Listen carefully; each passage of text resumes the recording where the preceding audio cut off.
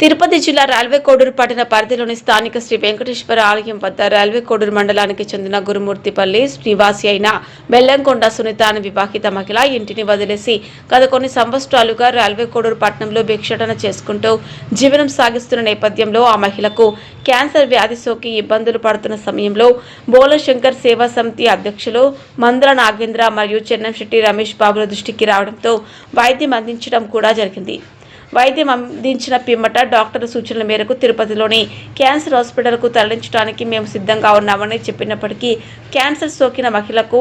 అటెండర్గా ఓ మహిళ కావాలని చెప్పడంతో ఎవరూ ముందుకు రాలేదని బోలశంకర్ సేవా సమితి అధ్యక్షులు మందల నాగేంద్ర తెలియజేశారు. మంగళవారం టోల్గేట్ వద్ద ఉన్న ఆంజనేయ స్వామి దేవాలయం వద్ద క్యాన్సర్ వ్యాధి బారిన పడి ఆఖరి స్టేజిలో ఉండి మహిళ చనిపోయిందని స్థానికుల ద్వారా సమాచారం అందుకున్న బోలశంకర్ సేవా సమితి అధ్యక్షులు సభ్యులు అక్కడ చేరుకొని స్థానిక పోలీసు మరియు గ్రామ పంచాయతీ అధికారులకు సమాచారం అందించి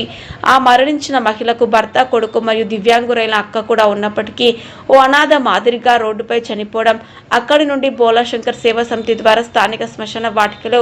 ఆ మహిళ అంత్యక్రియలు వారి చేతుల మీదుగా జరిపించడం మానవతా దృక్పథానికి ఈ ఘటన దోహదపడుతుందని పలువురు అభిప్రాయాలు వ్యక్తం చేశారు. సందర్భంగా మందల నాగేంద్ర మాట్లాడుతూ చనిపోయిన మహిళకు గతంలో మేము పలుమార్లు హాస్పిటల్లో ట్రీట్మెంట్ చేయించడం జరిగిందని, మెరుగైన వైద్యం కోసం తిరుపతి క్యాన్సర్ హాస్పిటల్కు తీసుకువెళ్లే విధముగా కూడా మేము చర్యలు చేపట్టినప్పటికీ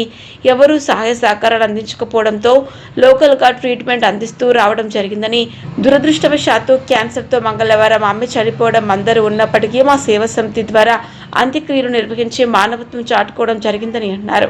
కార్యక్రమంలో బోలశంకర్ సేవా సమితి సభ్యులు పెనుకొండ సుబ్బరాయుడు, మందల ప్రమోద్, శంకరయ్య, పంచాయతీ సిబ్బంది అనిల్, పోలీస్ శాఖ సిబ్బంది విజయ్ పాల్గొన్నారు.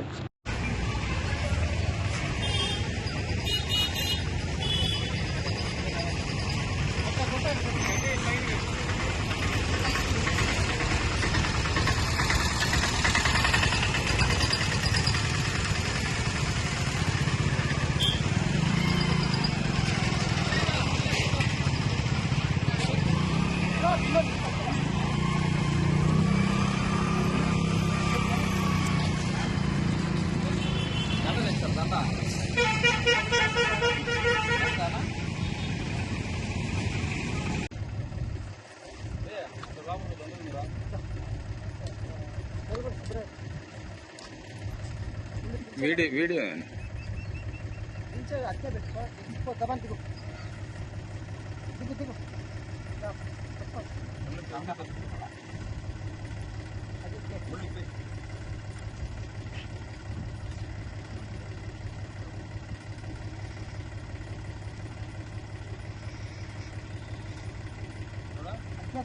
మళ్ళా ఇట్లా దొల్లిస్తాం అట్లే ఉండిపోయి ఇది వద్దులే